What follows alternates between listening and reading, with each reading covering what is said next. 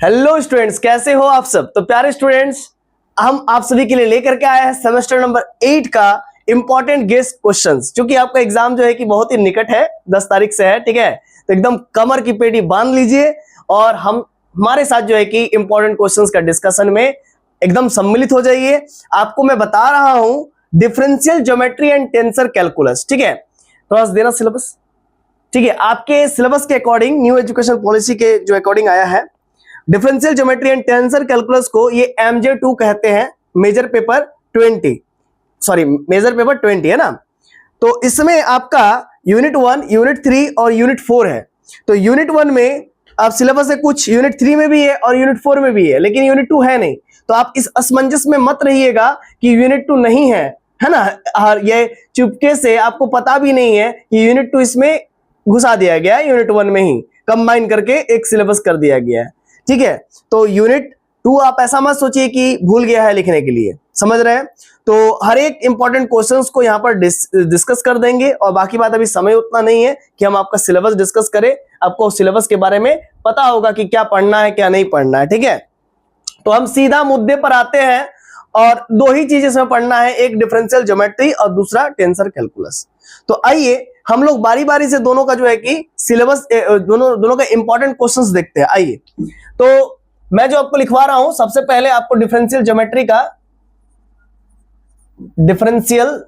Geometry का important questions लिखवा रहा हूं, है ना। पेपर का नाम क्या है?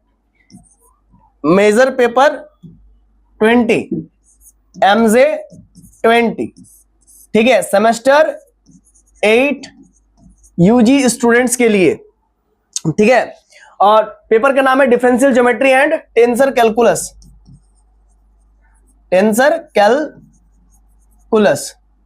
ठीक है। तो हम इंपॉर्टेंट क्वेश्चन के सीरीज में सबसे पहले डिफरेंशियल ज्योमेट्री पर बात करेंगे। डिफरेंशियल ज्योमेट्री पर बात करने जा रहे हैं। शायद से ये आपका यूनिट नंबर 1 होगा, है ना। एक बार मैं देख लेता हूं, शायद से आपका ये, हाँ, ये शायद से नहीं, कंफर्म हो गया। यूनिट 1 और यूनिट 3 इसमें जो है कि मिला हुआ है। यूनिट 1 और यूनिट 3 मिला हुआ है, ध्यान दीजिएगा। यूनिट 1 और यूनिट 3 मिला हुआ है, और यूनिट 4 अलग से मैं बताऊंगा फिर अभी, और उसका नाम है टेंसर कैलकुलस, ठीक है। तो चलिए, टेंसर कैलकुलस का सिलेबस भी बहुत छोटा है, आप देखेंगे। आइए हम लोग बात करेंगे इस पर। तो क्वेश्चन 1 इंपॉर्टेंट सीरीज में लिखिए, फटाफट लिखिए। अब तुम मोबाइल रखो, फोटो क्लिक करता है तुम सिर्फ। Show that there is no distinction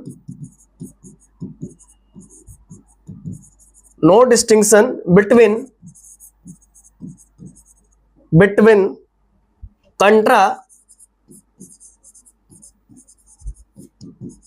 contravariant and covariant vectors. देखिए, एक बात समझिएगा, कुछ क्वेश्चंस डिफरेंशियल ज्योमेट्री जब बता रहे हैं तो इसमें कुछ क्वेश्चंस ऐसा है जो कि हम इंक्लूड किए हुए टेंसर का, ठीक है। तो आप इसमें कंफ्यूज मत होइएगा। आप उतना मत देखिए कि हमको क्या सिलेबस है, कहां से बता रहे हैं, कहां से नहीं। आप ये देखिए, आपका मेन यही उद्देश्य होना चाहिए कि हमको इंपॉर्टेंट क्वेश्चन मिल रहा है। बस आपको इंपॉर्टेंट क्वेश्चन करने से मतलब है, ठीक है ना। इंपॉर्टेंट क्वेश्चन करने से मतलब रखिए। तो show that there is no distinction between contravariant and covariant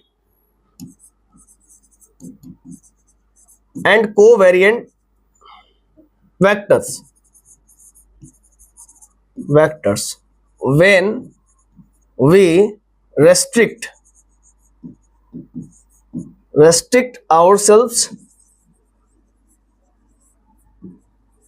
ourselves to orthogonal transformation. ये बहुत इंपॉर्टेंट क्वेश्चन है। Transformations of rectangular Cartesian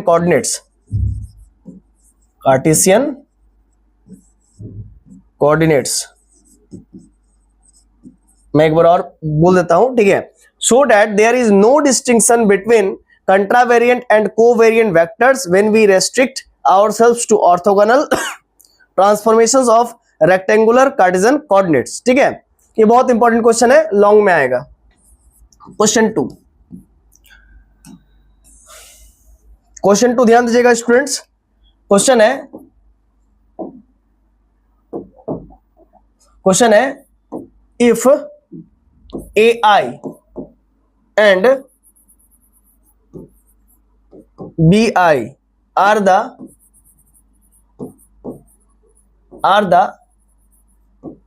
components of covariant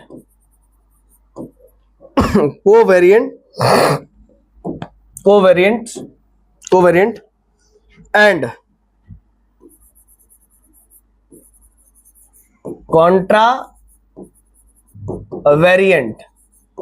contravariant vector respectively, then the sum AI BI is an, ये भी बहुत important question है, is an invariant. बोलता है कि AI और BI आपका जो है कि AI और BI कंपोनेंट है कोवेरिएंट, ये कोवेरिएंट का कंपोनेंट है और ये कंट्रावेरिएंट का कंपोनेंट है रेस्पेक्टिवली। देन आपको प्रूफ करना है जो इसका सम होगा AI BI वो इनवेरिएंट होगा, ठीक है, तो वो ये प्रूफ करके दिखाना है। क्वेश्चन 3, तो आप कहेंगे सर आप डिफरेंशियल ज्योमेट्री ऊपर में लिखे टॉपिक और पूरा जो है कि टेंसर कैलकुलस का क्वेश्चंस बता रहे हैं। ठीक है, कोई बात नहीं है, आपको तो मेन तो क्वेश्चंस मिलने से मतलब है ना। ठीक, question number 3, if the relation, ये इंपॉर्टेंट है क्वेश्चन, ठीक है, ये क्वेश्चन इंपॉर्टेंट है। अगर एग्जामिनर डिसाइड करे कि बच्चा को ज्यादा नहीं लिखना है ना, शॉर्टकट में ही उसका नंबर मिल जाए, तो फिर ये क्वेश्चन दे सकता है। ठीक है, इंपॉर्टेंट है, मतलब आप इसमें को 75% आप इंपॉर्टेंट इसको कह सकते हैं क्वेश्चन नंबर 3 को। ठीक है, मैं आपको बता दूंगा कौन 90% से ऊपर इंपॉर्टेंट है। क्वेश्चन नंबर 1, क्वेश्चन नंबर 2 और ये 75 है। तो if the relation Bij Ui Uj equal to 0 holds for any arbitrary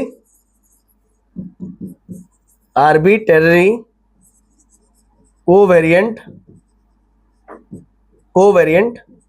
ठीक है, covariant vector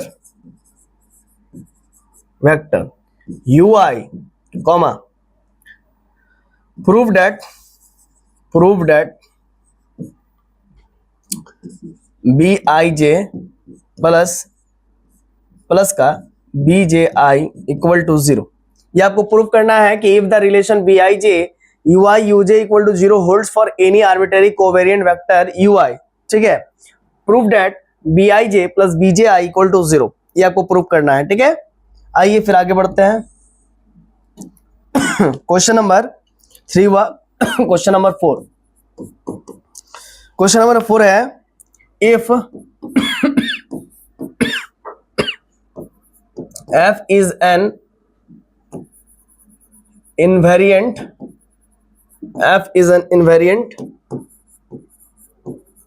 determine whether del to F del xi del xj is a tensor, मतलब if f अगर invariant है तो डिटरमाइन करना, आपको बताना है whether del two f by del xi del xj is a tensor, एक टेंसर है, ये आपको प्रूफ करके दिखाना है। ठीक है, नेक्स्ट क्वेश्चन है question number 5।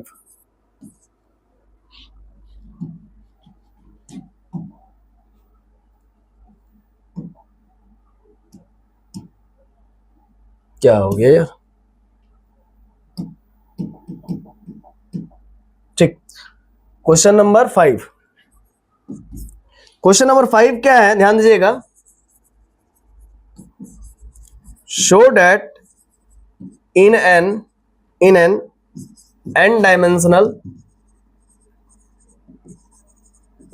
in an n-dimensional space a covariant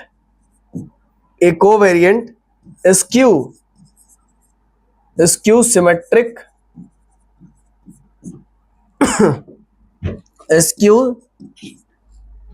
photo काहे क्लिक करता है जी तुम? बंद करो, फोटो क्लिक करते रहता है। अरे बैठ करो आराम से, ठीक है। देखो तुमको इंपॉर्टेंट क्वेश्चन दिखा रहे हैं, ठीक है। तुमको इतना तो अच्छा मौका मिला है और तुम जो है कि फोटो क्लिक कर रहा है। दिस इज नॉट राइट, ठीक है। फोटो देखते वीडियो बनाए, जब वीडियो देखेगा ना तुम घर पे तो स्क्रीनशॉट ले लेना, ठीक है। Show that in an n-dimensional space a covariant skew symmetric tensor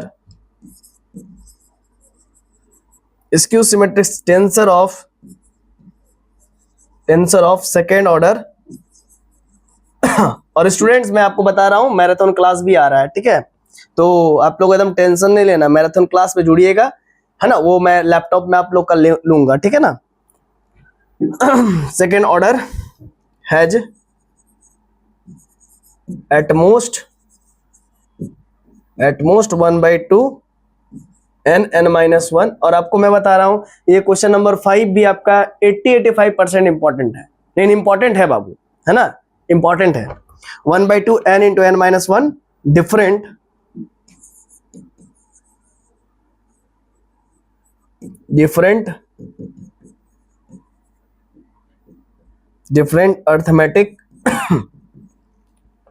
arithmetical component,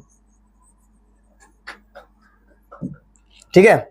तो ये क्वेश्चन ध्यान दीजिएगा। Show that in an n-dimensional space a covariant skew symmetric tensor of second order।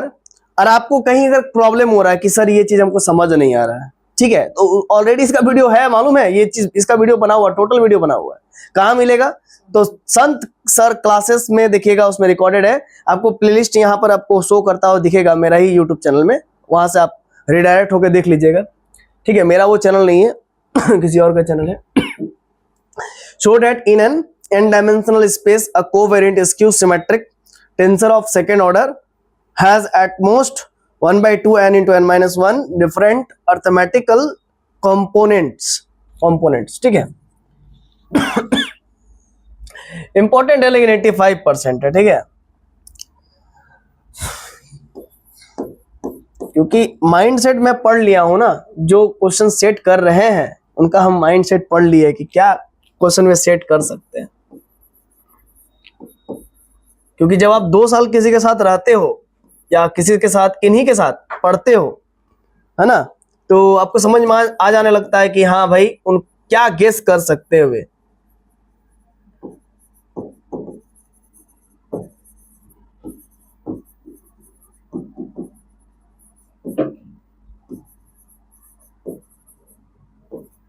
Covariant vectors form A group. देखिए ये question आपका कितना percent important है जानते हैं? ये क्वेश्चन आपका 90% क्रॉस जा रहा है इंपॉर्टेंट में, और कहीं कहीं ये 50% में भी आ रहा है। अब बोलिएगा क्यों? क्योंकि कई बार देखा जाता है अगर एग्जामिनर को आपको प्रीवियस नॉलेज का एग्जामिन करना है विथ आपके करंट जो एग्जाम है उसके पर्सपेक्टिव से, तब ये क्वेश्चन बहुत इंपॉर्टेंट बन रहा है, ठीक है। Prove that the transformation of covariant vectors forms a group, बहुत इंपॉर्टेंट क्वेश्चन बन रहा है, बहुत ज्यादा, ठीक है। एक ध्यान दीजिएगा 90%। और अगर नहीं उस पर्सपेक्टिव से सोच रहे हैं, मान लीजिए अगर आप पीजी में होते तो ये क्वेश्चन आपका इंपॉर्टेंट नहीं होता, क्वेश्चन नंबर 6 इंपॉर्टेंट नहीं होता। हम लोग के टाइम में भी नहीं आया था और इससे पहले वाला टाइम में भी नहीं आया था, बट आप लोग का आ सकता है क्योंकि आप लोग थोड़ा जूनियर में आ रहे हैं, ठीक है। तो मे बी ये पूछ they prove that the transformation of covariant vectors form A group. ऐसा क्वेश्चन मैं दे रहा हूं ना, शायद आप कभी देखे भी नहीं होंगे, और लेकिन ये डायरेक्ट आप कहां देखेंगे? एग्जाम पेपर में देखेंगे, ठीक है। और बहुत सारे क्वेश्चन ऐसा भी जिससे आप ऑलरेडी फेमिलियर भी हो। If A vector has a component has ये इंपॉर्टेंट क्वेश्चन है और ये 90% से भी ज्यादा इंपॉर्टेंट है। Components x bar y in a rectangular x dot y dot in a rectangular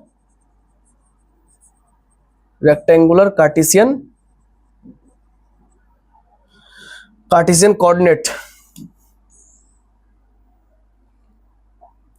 rectangular Cartesian coordinate, then show that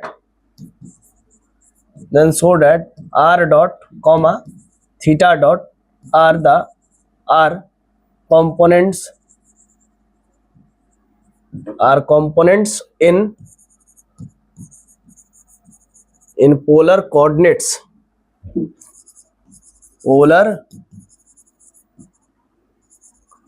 coordinates.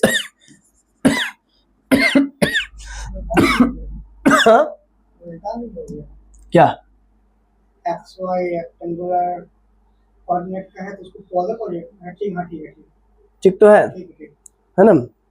If A vector has components x dot y dot in A rectangular Cartesian में है, ठीक है, ये rectangular Cartesian coordinate में है, then so that r dot theta dot r components है ये इन ए polar coordinates, ये हमको शो करना होगा। And if A vector has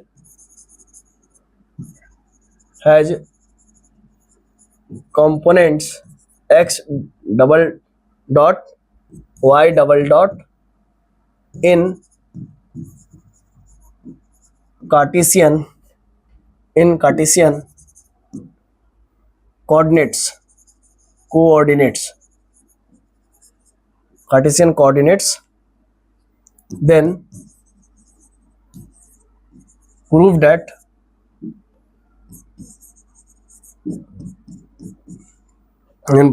its components in polar coordinates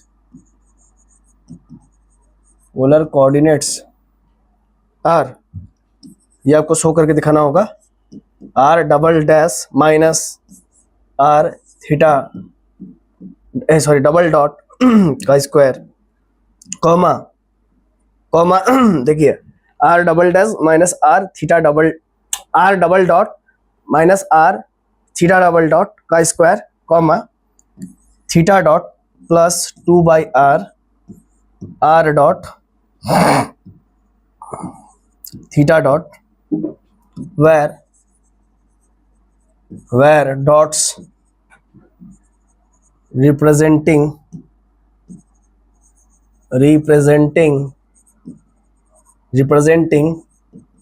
differentiation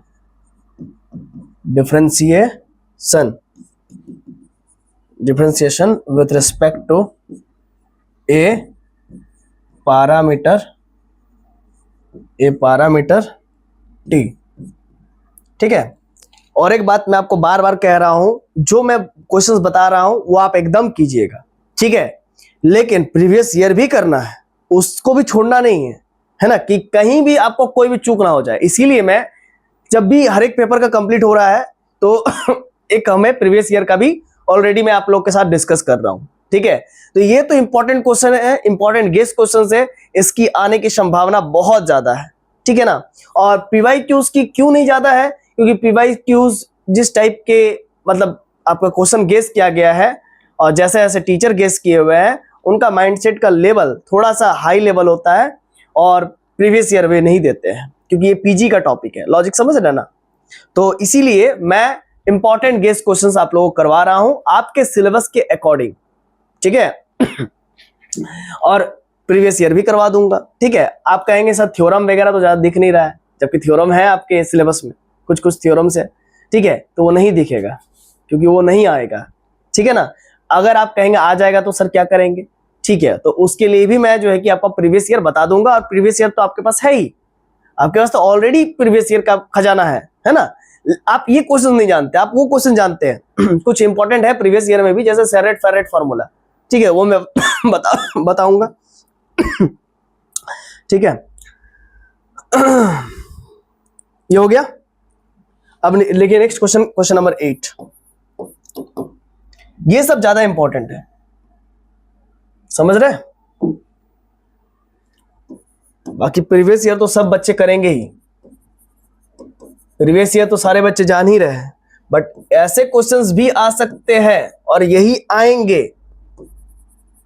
एकदम आप श्योर रहिए।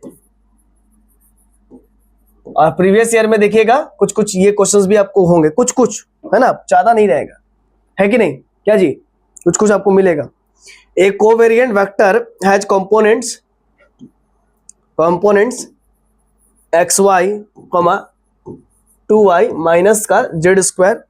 बस आप इतना हम आपको बोल रहे हैं, हम जितना बता रहे हैं इससे बाहर आपका क्वेश्चन नहीं आएगा एग्जाम में, ठीक है? आपको इतना टेंशन नहीं लेना है, ठीक है? और ज्यादा क्वेश्चन भी नहीं मैं बता रहा हूं कि बहुत ज्यादा क्वेश्चंस बता रहा हूं, सुनिए, आपको 12 क्वेश्चंस बताऊंगा, मात्र 12, ठीक है? इसमें से आपको 12 क्वेश्चंस बताएंगे, ठीक ना? इसके बाद और एक जो यूनिट है उसमें से आपको मोटा मोटी उसमें भी शायद 20 क्वेश्चंस बताएंगे, ठीक है? तो इतना तो आप कर ही सकते हो। और प्रीवियस ईयर तो आप तो ऑलरेडी जानते हो, अब प्रीवियस ईयर जब बताएंगे तो उसमें से ये सब क्वेश्चंस तो आप छाट लीजिएगा जो ऑलरेडी आप जानते हैं, कर लिए। तो एक कोवेरिएंट और आप बीएससी के स्टूडेंट से आप इतना कर लोगे। A covariant vector has components xy, 2y minus z², xz in rectangular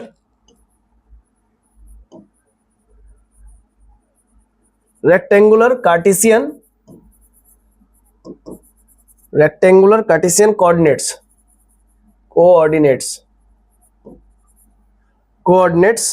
full stop, determine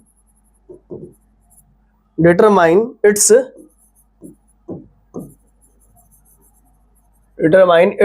components in spherical polar coordinates,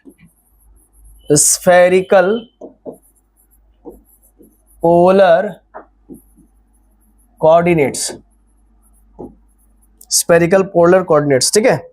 यह भी आपका एक इंपॉर्टेंट क्वेश्चन है। नेक्स्ट है क्वेश्चन नंबर 9। क्वेश्चन नंबर 9 कहता है शो डैट, अच्छा ये आपका जो है कि 90% इंपॉर्टेंट है क्वेश्चन, और इसके बाद नेक्स्ट जो मैं बताऊंगा वो भी 90% इंपॉर्टेंट है। शो डैट दी, हाँ सब टेंसर का ये सब। Show that the fundamental metric tensor GIJ is symmetric. मैं एक्चुअली में देखा नहीं था कि किसका, ये मैं पहले बताने जा रहा हूं, फिर मैं जब क्वेश्चन लिखते गया क्वेश्चन नंबर 1 उसी में समझ गया कि ये तो मेरा जो कि टेंसर कैलकुलस निकल चुका है, ठीक है? ठीक है, कोई बात नहीं है। Show that the fundamental metric tensor GIJ is symmetric, ये आपको दिखाना होगा सिमेट्रिक, बहुत आसान है, ठीक है? अगर आप प्रूफ मांगेंगे तो प्रूफ दे दिया जाएगा आपको, ठीक है? मतलब सॉल्यूशंस मांगेंगे तो किसी का भी अगर आपको सॉल्यूशंस चाहिए तो मिल जाएगा, टेंशन मत लीजिए। क्वेश्चन नंबर 10, ये आपका VBI है और ये आपका जो है कि जो नेक्स्ट जो बता रहे हैं ये आपका 97-98% VBI है। क्यों मैं बोल रहा हूं, अब क्वेश्चन देखते के साथ समझ में आ जाएगा। द कोएफिशिएंट, सारा इंपॉर्टेंट क्वेश्चन है, 12 का 12 सारा इंपॉर्टेंट क्वेश्चन है, उसमें से 90, 97, 80, 75 जो मैं कर रहा हूं उस पर जरा गौर कीजिएगा, क्योंकि एग्जाम के बाद आप मेरा वीडियो को खोल के जरूर देखिएगा कहाँ क्या मैं बोला हूं और कितना % मेरा लड़ा है। जब आप देखेंगे तो आपको लगेगा कि काश हम उस दिन उसी मोमेंट पर हम हर एक चीज याद कर लेते, काश। फिर वो काश करते करते पता नहीं कब वो आकाश बनने लग जाएगा आपको, ठीक है? अभी आपको वो आकाश लग रहा है लेकिन फिर एक दिन काश हो जाएगा। समझ रहे हैं कि नहीं समझ रहे? इसीलिए काश को, आज के आकाश को कल का काश मत बनने दीजिए, ठीक है? आकाश का मतलब पहाड़, अब वो पहाड़ लग रहा क्वेश्चन, है ना? तो the coefficient GIJ of the Riemannian, है ना? ये एक बहुत अच्छे मैथमेटिशियन थे, है ना? इन्होंने मैट्रिक टेंसर में अपना बहुत ज्यादा एक योगदान दिया है। तो इनसे रिलेटेड एक क्वेश्चन तो आना बनता ही है। इज ए कोवेरिएंट, है ना, the coefficient of GIJ of the Riemannian metric is a covariant, is a covariant tensor. बरसात भी जो है ना इस बार बेमौसम हो रहा है। Is a covariant tensor, tensor of rank 2। ठीक है, और 2 क्वेश्चन बचा हुआ है इसमें। क्वेश्चन 11, कंसीडर द 3-dimensional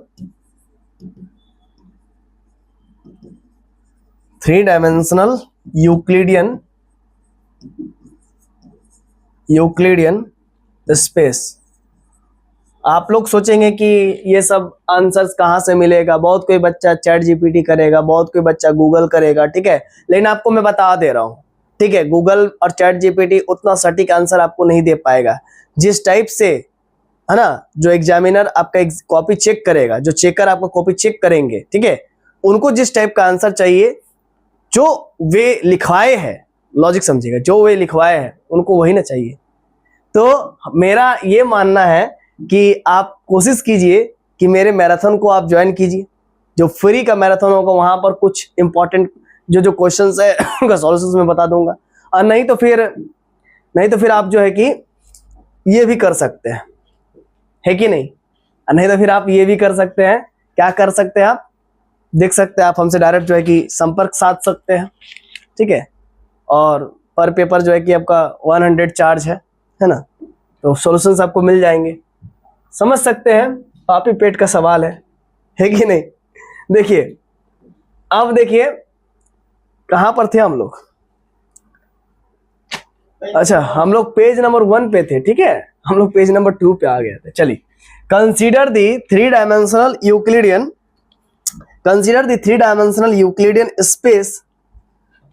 मैं जानता हूं कि बच्चे थोड़ा सा पुअर बैकग्राउंड से आते हैं, ठीक है, तो इसीलिए तो मैंने जो है कि उतना फी नहीं रखा है, 100, ओनली 100, क्योंकि सॉल्यूशन लिखना भी तो पड़ता है ना। Consider the 3-dimensional Euclidean space E3, ठीक है, फुल स्टॉप, फाइंड। और आप ये भी देखेंगे कि गेस्ट पेपर मार्केट में आपको नहीं मिलेगा, गेस्ट पेपर आपको मार्केट में नहीं मिलेगा, नहीं लॉन्च हुआ है, ठीक है, इसीलिए गेस्ट पेपर उस पेपर का भरोसा में मत रहिए। और गेस्ट पेपर नहीं निकाल सक्षम है चैट जीपीटी वगैरह, गूगल वगैरह से अगर आप निकाल सकते हैं तो अति उत्तम है कि नहीं। तो consider the 3-dimensional Euclidean space E3, find out the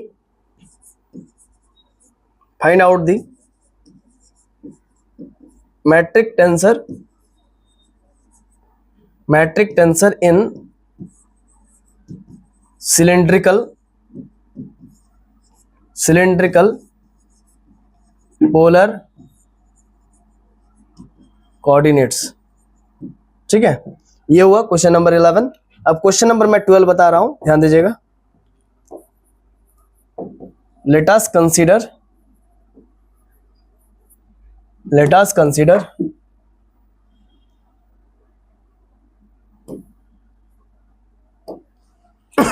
consider a V4 with line element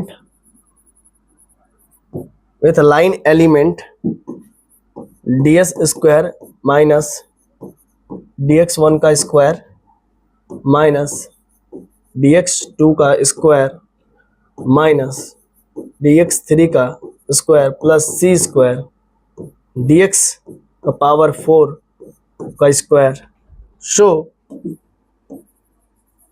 show how the components of contravariant and covariant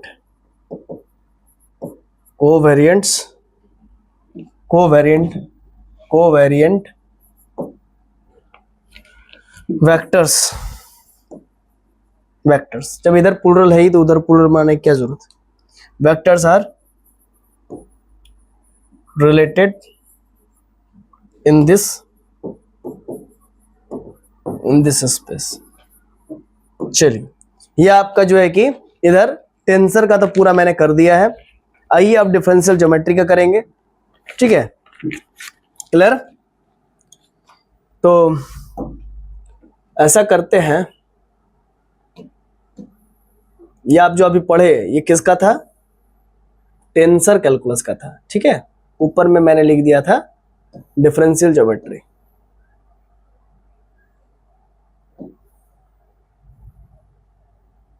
तो आप लिखेंगे यहां पर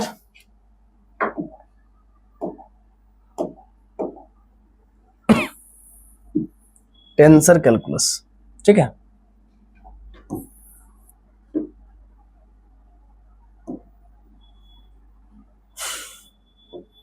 क्या लिखेगा, टेंसर कैलकुलस। समझ गए ये टेंसर कैलकुलस का था। इतना इतना सारा जो अभी आपने पढ़ा, टोटल क्वेश्चन 12 क्वेश्चन। यही 12 क्वेश्चन बहुत बहुत इंपॉर्टेंट है। तो आई होप आप करके जाएंगे,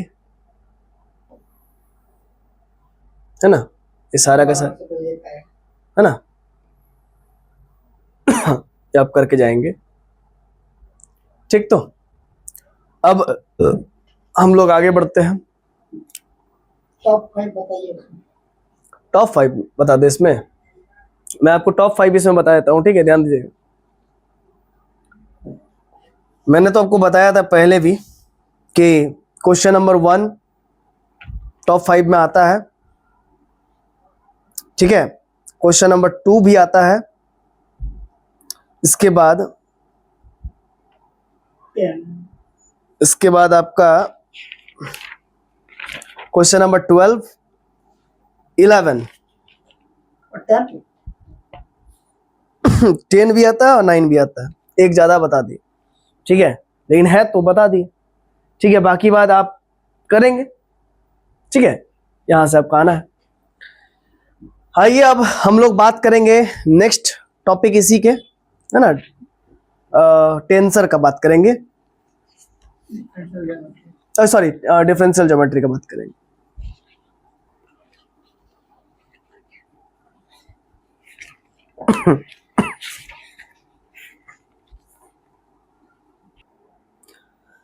हाँ तो स्टूडेंट्स अब हम लोग बात करेंगे डिफरेंशियल ज्योमेट्री का। आइए डिफरेंशियल ज्योमेट्री का इंपॉर्टेंट क्वेश्चंस पर बात कर लेते हैं। डिफरेंशियल ज्योमेट्री, तो क्वेश्चन नंबर 1 आपको क्या करना है थोड़ा थोड़ा इसको बता देते हैं। कर्व्स, अच्छा ये सब क्या बता रहे हैं, ये सब नहीं, ये सब तो आप लोग पढ़े होंगे तो इस सब का बेसिक्स इतना तो क्लियर होगा ही होगा। Curves is a collection of points, parametric equation of circles, ये सब जानते ही होंगे। तो ये सब क्या मैं लिखाऊंगा, ठीक है, पैरामेट्रिक फॉर्म्स वगैरह वगैरह जानते होंगे। स्पेस कर्व्स कैसे होते हैं, कैसा दिखते हैं, ये तो आप जानते ही होंगे। Arc length of space curve क्या है, ये सब तो आपको मालूम ही होना चाहिए, एकदम होना चाहिए। और नहीं है तो फिर तो दिक्कत है।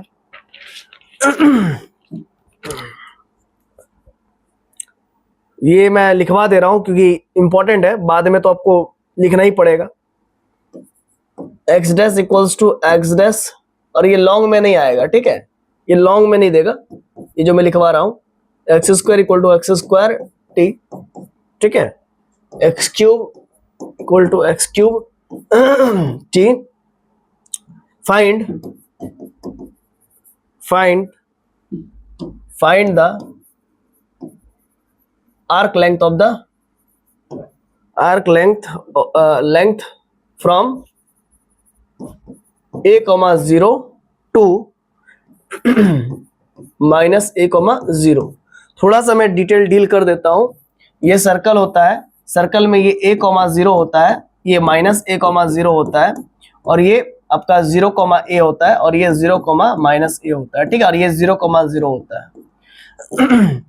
अब वो कहां से कहां तक निकालना है, a, 0 से लेकर के माइनस a, 0, मतलब पूरा 2 क्वाड्रेंट का निकालना है आपको। दो क्वाड्रेंट का निकालना है, मतलब पूरा 180 डिग्री तक निकालना है, ठीक है। आई होप आप कर लेंगे, ठीक है। और x1 t का वैल्यू आपका a cos t लेना है, x2 t का वैल्यू आपको a sin t लेना है।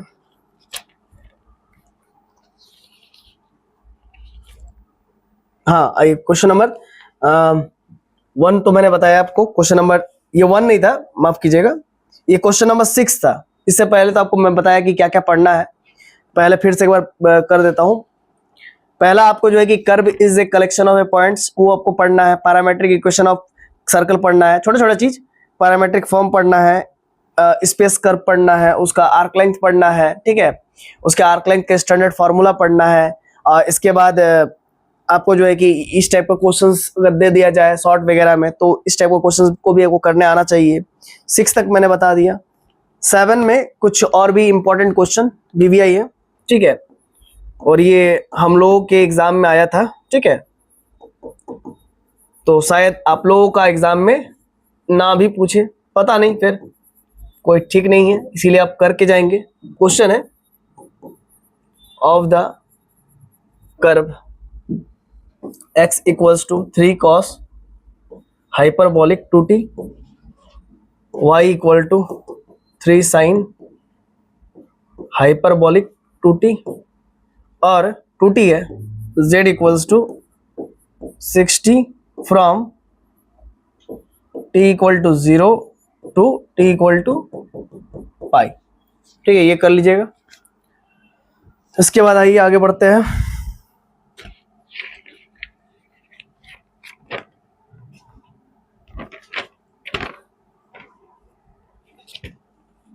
और भी इंपॉर्टेंट कुछ क्वेश्चंस है, उसको भी मैं लिखवा दे रहा हूं। Question number 8, find the equation of the tangent, equation of the tangent at A point t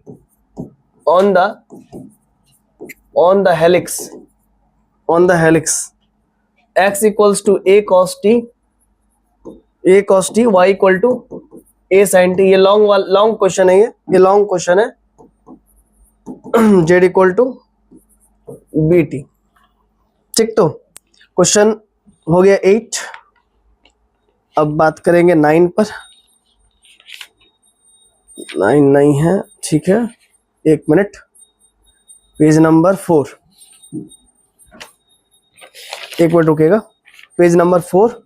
अब हम लोग बात करेंगे पेज नंबर 5 पर, ठीक है।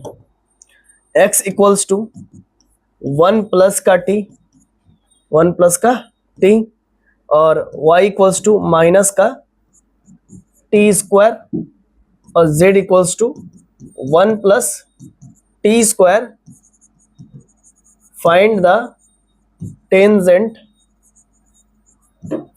Tangent of this curve,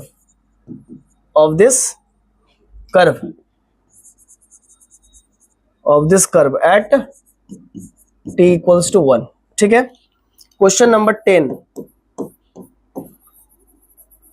show that the tangent at any point of the curve x equals to 3t, comma y equals to 3t का square, z equals to 2t का cube, makes a constant angle with the line y equals to z minus x equal to 0, ठीक है। ये हुआ। इसके बाद आप करेंगे 5, 6, ठीक है, ध्यान दीजिएगा। अब यहां से आपका कुछ इंपॉर्टेंट क्वेश्चन हम लॉन्ग में पूरा एकदम, जो वो उधर लॉन्ग और शॉर्ट मिक्स था, अब सिर्फ लॉन्ग, स्पेसिफिकली लॉन्ग बताएंगे डिफरेंशियल ज्योमेट्री का। सबसे पहले तो डेफिनेशन कर लीजिएगा, definition of space curve. Space curve, ये आपका नहीं आएगा लॉन्ग में, मतलब स्पेस कर्व लिखने के लिए नहीं आएगा, मैं बता रहा हूं कि इस टाइप का आप कर लीजिएगा एकदम शुरू से एक एक चीज। फिर टेंजेंट का डेफिनेशन आपको लिखना चाहिए, आना चाहिए, है ना, इंपॉर्टेंट चीज बता रहे हैं। फिर कार्टेशियन इक्वेशन ऑफ टेंजेंट, थोड़ा सा और सब्र कीजिए, फिर हम लॉन्ग बताएंगे, थोड़ा सा और सब्र कीजिए। कार्टेशियन इक्वेशन ऑफ टेंजेंट कर लीजिएगा। फिर polar equation of tangent slash tangent in spherical coordinates, spherical coordinates ये कीजिएगा। इसके बाद आप कीजिएगा कुछ भी हम आपको छोड़ नहीं रहे हैं, कहने का मतलब जो भी इंपॉर्टेंट चीज है आपको सब करवा दे रहे हैं। ऑस्कुलेटिंग प्लेन ये कीजिएगा। इसके बाद equation of the osculating plane किए है जी आप? इक्वेशन ऑफ ऑस्कुलेटिंग प्लेन क्या है बताइए तो, क्या होता है बताइए। देखिए ये होता है,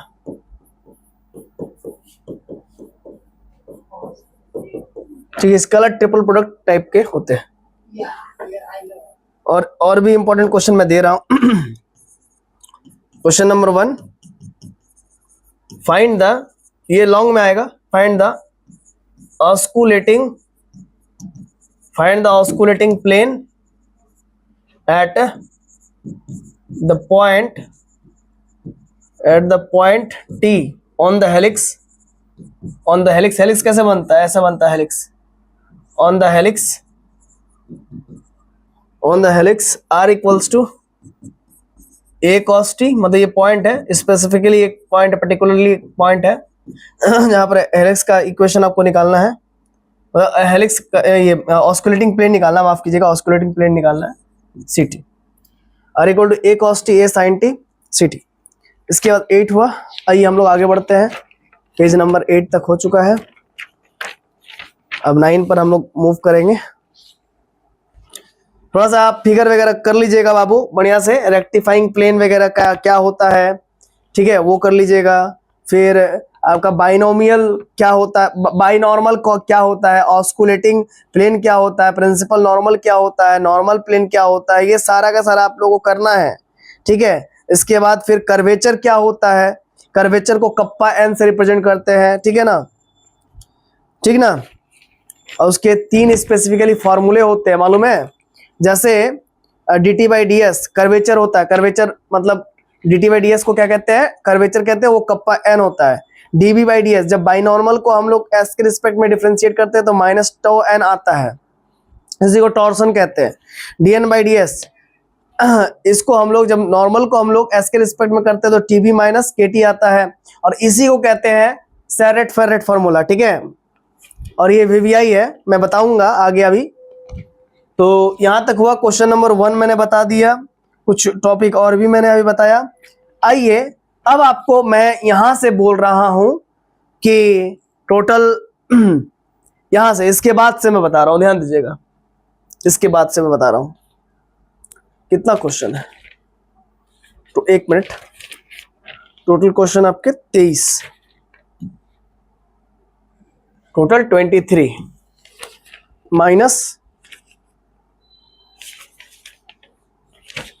-3, मतलब वही 20 क्वेश्चन यहां पर आपको ध्यान देना। 20 क्वेश्चन यहां से मैं बता रहा हूं, इंपॉर्टेंट में, लॉन्ग में अब यहां से स्टार्ट हो रहा है। 20 क्वेश्चन ही मैं बताऊंगा, उससे ज्यादा नहीं बताऊंगा, 20 क्वेश्चन, ज्यादा नहीं, ठीक है, 20 ओनली 20। तो इसी से आपके आने हैं। तो रेडियस ऑफ कर्वेचर का फॉर्मूला आपको क्या होता है, 1 बाई कर्वेचर होता है, ये सब आपको मालूम होना चाहिए, कुछ कुछ जो इंपॉर्टेंट बताया। क्वेश्चन लिखिए, क्वेश्चन नंबर 1, डिफरेंशियल ज्योमेट्री का long, find the equation of the osculating plane at any point on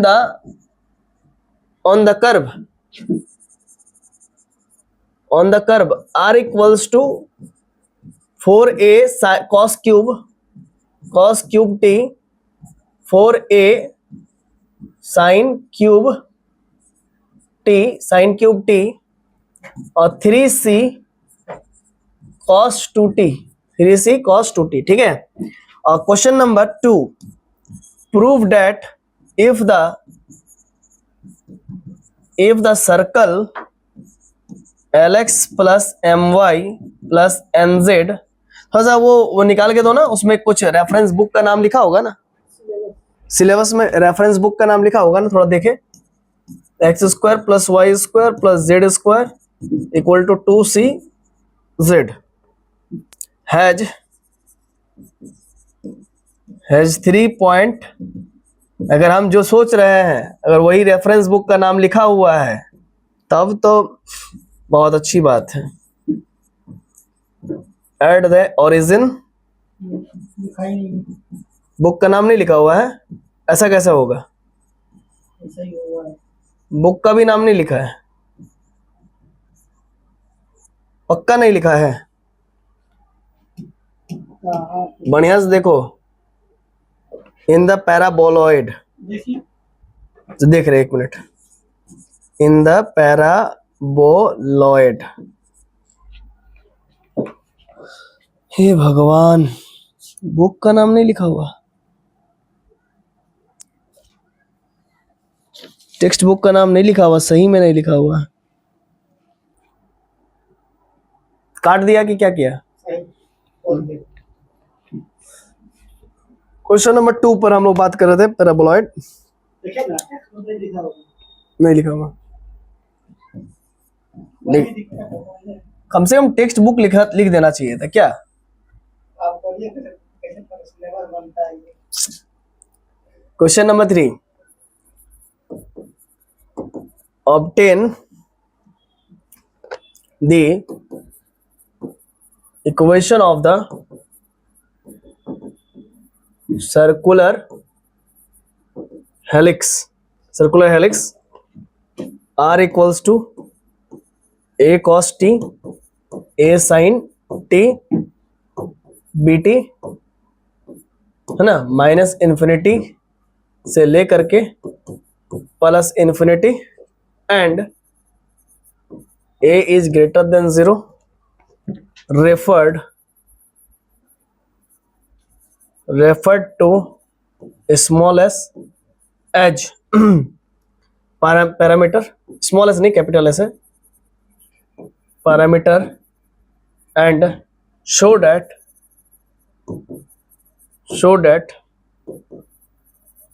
length of one complete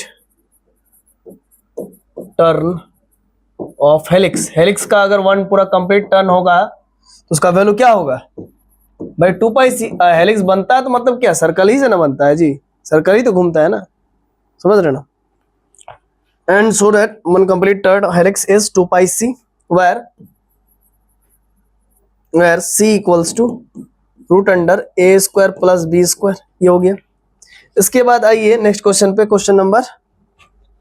question number ये था आपका 3 और ये होगा 4।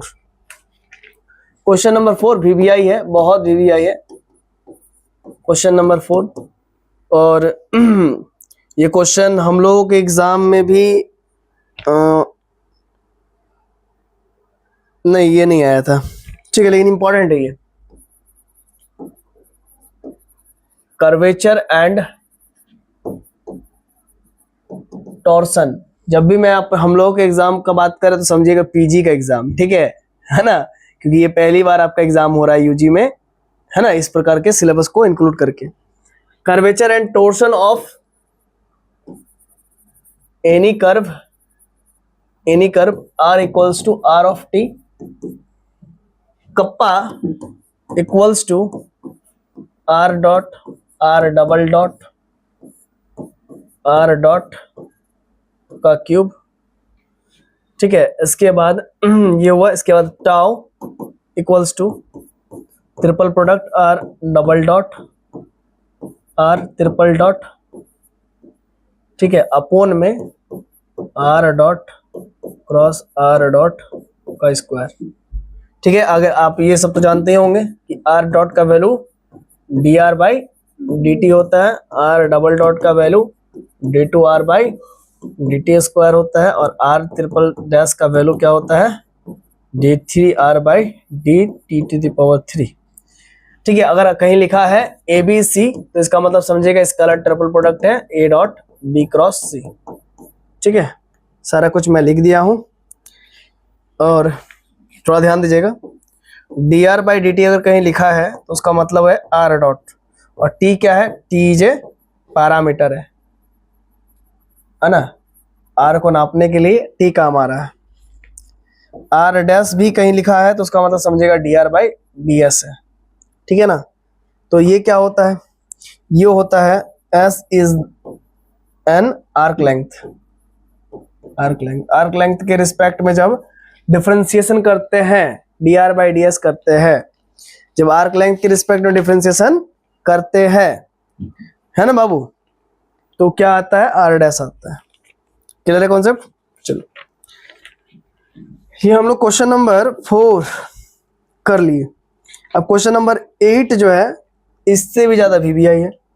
क्वेश्चन नंबर 8 नहीं, सॉरी, क्वेश्चन नंबर 4 तो 5 ना होगा, क्वेश्चन नंबर 5 इससे भी ज्यादा वीवीआई है। लिखेगा find the curvature and torsion for the curve x equals to a cos t, y equals to a sin t, z equals to a t cos alpha। ठीक है, ये फिर क्वेश्चन नंबर 6 थ्योरम दे रहे हैं,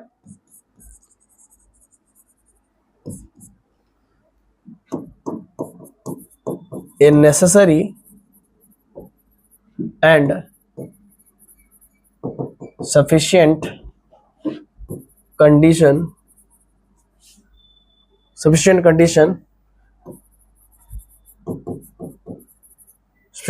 for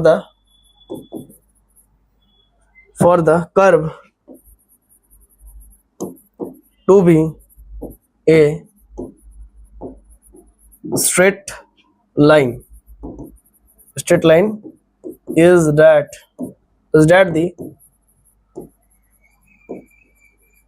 that the curvature k equal to 0 at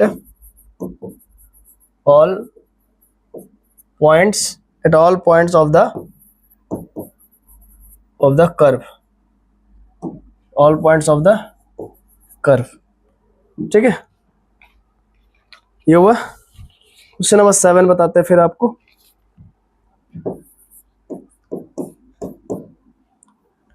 question number 7 long में नहीं है, ठीक है, आपको सिर्फ इसमें टॉर्सन का डेफिनेशन करना है, लॉन्ग में नहीं है ये। क्वेश्चन नंबर 6 पे लेविन थ्योरम है क्या? हाँ, क्या क्वेश्चन नंबर 6 पे लेविन थ्योरम है? लेविन थ्योरम है इसमें। ये वाला बोल रहे हो? Question number 7 6 theorem is necessary and sufficient condition for the, नाम है। देखो बाबू, नाम तो आपको नहीं मालूम है, ठीक है, हम तो ये पढ़े, इतना ये पढ़े, आप लोग चेक कर लो, अगर कोई थ्योरम है तो आप चेक कर लो, समझ रहे हैं ना, आप चेक करो कि ये थ्योरम को क्या कहते हैं। बहुत सारा थ्योरम बहुत सारे नाम से जाना जाता है, क्या, तो a necessary and sufficient condition for the curve to be a straight line is that the curvature k equal to kappa equal to 0 at all points of the curve. ठीक है, अब आप चेक कर लो कि अगर आपको डाउट हो रहा है कि कौन सा थ्योरम बोले, क्या थ्योरम है, देखें,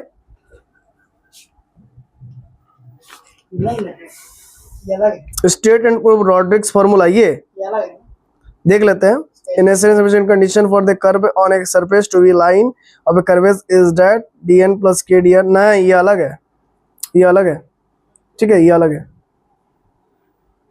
ठीक है ना, ये चीज अलग है, लेकिन ये भी जो तुम लिख के रखे हो ये भी इम्पोर्टेंट है, ये भी इम्पोर्टेंट है, ये भी मैं बताऊंगा, ठीक है, ये भी मैं बताऊंगा।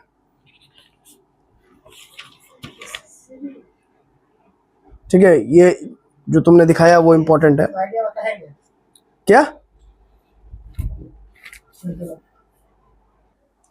हाँ, तो क्वेश्चन नंबर 7 आप देख सकते हैं, टॉर्सन का डेफिनेशन वगैरह कर लीजिएगा, ये लॉन्ग में नहीं आएगा लेकिन डेफिनेशन कर लीजिएगा, जरूरी है, जब आप पढ़ रही है पूरा पूरा चैप्टर तो करना ही पड़ेगा। क्वेश्चन नंबर 8 देखिए, थ्योरम है, in necessary and sufficient condition that a given curve is a plane curve is that tau equal to 0 at all points, ठीक है।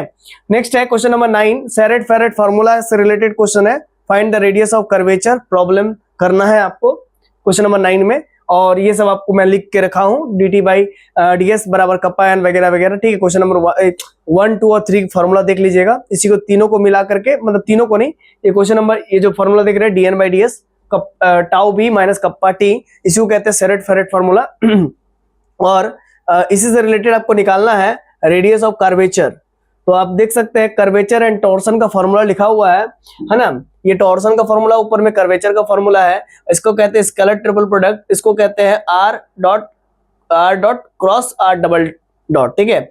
इसको क्रॉस प्रोडक्ट निकाल के इसका डिटरमिनेंट निकाल लीजिएगा, ठीक है। फिर इसका क्रॉस प्रोडक्ट निकाल के इसका डिटरमिनेंट निकाल के उसको स्क्वायर कर लीजिएगा, ठीक है। और r डॉट का वैल्यू लिख दिया, r डबल डॉट का वैल्यू लिख दिया, r ट्रिपल डॉट का वैल्यू लिख दिया है, ठीक है। आइए फिर आगे नेक्स्ट हम लोग पेपर में चलते हैं, मतलब नेक्स्ट पेज में आते हैं, ठीक है, पेज नंबर 8। तो थ्योरम है क्वेश्चन नंबर 13 में, अभी तक बताया था आपको, क्वेश्चन नंबर ये आपका जो चल रहा था क्वेश्चन नंबर 9 था, ठीक है, 9, इसके ऊपर भी कुछ है क्या? अच्छा, तो फिर नंबरिंग मिस्टेक हो गया होगा, ठीक है, कोई बात नहीं है। ये आप देखिए, यहाँ पर ध्यान दीजिएगा। हाँ, 10 हो सकता है? नहीं 10 नहीं होगा, कैसे 10 होगा, 9 है ना, ये 9 तक तो यहाँ पर बता दिए, ठीक है। और ये मतलब कि नंबरिंग में मिस्टेक हो गया, ठीक है। तो ये आपका क्वेश्चन नंबर 10 होगा, नंबरिंग मिस्टेक है, तब तो आपका 20 क्वेश्चन से भी कम होगा। क्वेश्चन नंबर 10 और ये 11, ये आपका 12, ठीक है। चलिए, तो थ्योरम क्या कहता है कि show that necessary and sufficient condition for the curve to be a plane curve is scalar triple product equal to 0, ये प्रूफ करना है। अगर प्लेन कर्व जो है क्या है, प्लेन कर्व है, तो वो आपका ये होगा, स्केलर ट्रिपल प्रोडक्ट उसका वैल्यू 0 होगा, ये आपको प्रूफ करके दिखाना है, ठीक है। नेक्स्ट है for the curve x equal to a times of 3t minus t cube, ये समथिंग आपको दिया हुआ है, आपको कप्पा बराबर टाउ का वैल्यू टॉर्सन प्रूफ करना है, ठीक है, ये देख लीजिए। और नेक्स्ट है आपका question number 12, for the curve r equals to t square t cube, और प्रूफ करना है k square equal to something t equals to 3 times of this. तो ये क्वेश्चन नहीं आएगा, ये क्वेश्चन नहीं आएगा, पहले इसको इरेज कर दीजिए, ठीक है।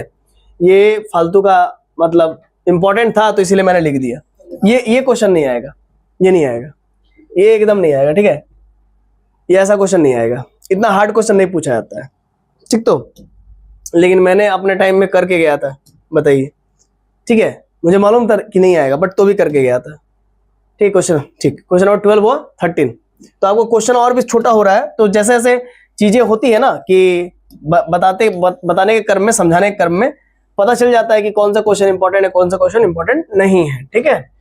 क्वेश्चन नंबर 12 हो गया। Question number 13, find the curvature and torsion for the curve, ये आपको निकालना है। फिर नेक्स्ट है, इंपॉर्टेंट है, question number 17, x equal to a cos t, ये समथिंग है, एक प्लेन कर्व, ये प्लेन कर्व है, कैलकुलेट करना कर्वेचर एंड टॉर्सन, ठीक है।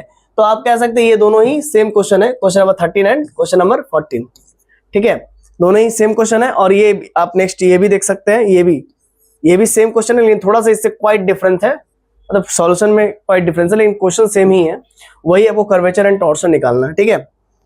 अब आगे देखिए, ध्यान दीजिएगा, क्वेश्चन नंबर यहां तक आपको हुआ था 15, ये हो जाएगा 16, ये हो जाएगा 16 और ये हो जाएगा 17 क्वेश्चन है। Show that the Serret Frenet formula can be written in the form of, ये चीज आपको प्रूव करने के लिए दे सकता है, एंड डिटरमाइन बोलेगा ओमेगा स्टार निकालने के लिए। Find the osculating plane curvature and torsion, बस उसी टाइप का क्वेश्चन है, ठीक है, क्लियर हो गया कॉन्सेप्ट। तो ये इतना अगर आप कर लेते हैं तो आपका अच्छा स्कोर हो पाएगा, ठीक है ना। अब आप लोगों को प्रीवियस ईयर क्वेश्चंस कैसे आते हैं वो भी मैं बताऊंगा। ये तो भाई इंपॉर्टेंट क्वेश्चन, गेस क्वेश्चन जो कि आने की संभावना बहुत ज्यादा है, वो मैंने आपके साथ डिस्कस किया है। अब मैं आपको नेक्स्ट क्लास जब इसका, देखिए ये तो इंपॉर्टेंट क्वेश्चन सीरीज चल रहा है, अब मोस्ट एक्सपेक्टेड क्वेश्चन सीरीज चलाएंगे। क्या चलाएंगे? मोस्ट एक्सपेक्टेड क्वेश्चन सीरीज चलाएंगे, मोस्ट एक्सपेक्टेड क्वेश्चन सीरीज चलाएंगे, ध्यान दीजिएगा। अब हम लोग मोस्ट एक्सपेक्टेड क्वेश्चन सीरीज चलाएंगे, मोस्ट एक्सपेक्टेड क्वेश्चन सीरीज चलाएंगे, ठीक है, जिसमें हम लोग क्या करेंगे, प्रीवियस ईयर को हम लोग डिस्कस करेंगे। प्रीवियस ईयर में जो आ चुका है और जो मोस्ट इंपॉर्टेंट है, जो आ सकता है, उसको डिस्कस किया जाएगा। हालांकि अभी तक मैंने आपको क्या डिस्कस किया है, ये सब जो डिस्कस किया है, ध्यान दीजिएगा, ये सब जो डिस्कस किया है, ये मैंने एक्सपेक्टेड क्वेश्चन किया है। एक्सपेक्टेड मतलब ये भी इंपॉर्टेंट है, बहुत इंपॉर्टेंट है, ठीक है ना, क्योंकि क्वेश्चन जो बना रहे हैं, लॉजिक समझिएगा, अगर मुझे शक है कि अगर वे क्वेश्चन बनाए हैं तो फिर मैंने इतना जो बताया है 17 क्वेश्चन, इसी के अंतर्गत आपका सब चीज आ जाएगा, ठीक है। और वो जो आपका टेंसर कैलकुलस और डिफरेंशियल ज्योमेट्री जितना बताया है, इसी को मिला करके 12 और इधर का 7 मिला के आ जाएगा सब। अगर वे नहीं बनाए बाय चांस, तब फिर आपका सेकेंड ऑप्शन जाएगा प्रीवियस ईयर क्वेश्चंस। तो प्रीवियस ईयर क्वेश्चंस का भी मैं डिस्कस करूंगा। प्रीवियस ईयर में तो बहुत सारे क्वेश्चंस है, तो उसमें से इंपॉर्टेंट का इंपॉर्टेंट छाटेंगे, इसीलिए कह रहे हैं उस लेक्चर सीरीज को मोस्ट एक्सपेक्टेड सीरीज, है ना, मोस्ट एक्सपेक्टेड क्वेश्चन सीरीज, समझ रहे हैं ना। तो वो मैं करवाऊंगा, हर एक पेपर का करवाऊंगा, ठीक है। अब आप अगर सॉल्यूशन चाहते हैं तो आप जो है कि इस प्रकार से आप हमें फॉलो कर सकते हैं, ठीक है। मैं पूरा सॉल्यूशन भी दे दूंगा। पर पेपर जो है कि 100 रुपीज है ना, सभी गरीब गुरबा बच्चों को देखते हुए, है ना, चूंकि झारखंड राज्य है ना, तो यहाँ पर नो डाउट प्रतिभा की कमी नहीं होती है, प्रतिभा स्टूडेंट्स के अंदर कूट कूट के भरी हुई रहती है, ठीक है। तो लेकिन हाँ, थोड़ा सा बैकग्राउंड फाइनेंशियली मजबूत नहीं होती है, इसी वजह से मैं ज्यादा नहीं 400 जो है कि 4 पेपर का रखा हूं, पर पेपर 400, ठीक है। आप नहीं लेंगे तो आप एग्जाम के बाद जरूर पछताएंगे, ये मैं आपको कंफर्म बताता हूं, आगे आपकी मर्जी, ठीक है। हालांकि मैं तो पढ़ाऊंगा ही, सारा चीज तो पढ़ाऊंगा ही ऑनलाइन लाइव में आकर के। धन्यवाद। तो यहाँ पर ये भी बात है दोस्तों कि आप अगर कहीं पर 1 महीना कोचिंग कीजिएगा, है ना, या पर पेपर भी कोचिंग कीजिएगा, तो 1500 से 2000 रुपये लगेगा ही लगेगा, ठीक है। तो आपको 4 पेपर का मात्र जो है कि 400 रुपया में हम लोग दे रहे हैं, तो इससे हम लोग क्या कम कर सकते हैं बताइए, ठीक है। और आपको इंपॉर्टेंट क्वेश्चन भी मिल रहा है, ठीक है। अगर कहीं भी आप कहीं भी कोचिंग कीजिएगा तो 2000 तो मिनिमम है भाई, 2000, ठीक है, 2000 तो मिनिमम है, ये जेन्युइन चार्ज है। और अगर आप कहीं ऑफलाइन कोचिंग वगैरह जाते हैं तो मोटा मोटी पर पेपर आपको 1500 या 1200 रुपया तो लेगा ही लेगा। 1000 रुपया मान लीजिए तो 4000 रुपया भी हो रहा है, ठीक है। कहाँ 4000, कहाँ 400 रुपया, ठीक है। बस आगे आपको क्या बोलेंगे, अगर आप अपना जीवन संवारना चाहते हैं, लास्ट सेमेस्टर है, सेमेस्टर 8, हाँ, आप सेमेस्टर 7 तक पास होते हुए आए, बहुत अच्छा नंबर होते हुए आए हैं, लाए हैं, लेकिन थोड़ा सा चूक के कारण जो है कि अगर आप लटक गए तो लटक गए, ठीक है। इसीलिए आपके जर्नी को स्मूथ बनाने का काम कर रही है झारखंड मैथ जोन के ये guess questions and their solutions, ठीक है। इसीलिए आप जो है कि समय ना गवाए और जल्द से जल्द जो है कि आप इसको परचेस कर लीजिए, हम तो यही कहेंगे। धन्यवाद। जय हिंद, जय भारत।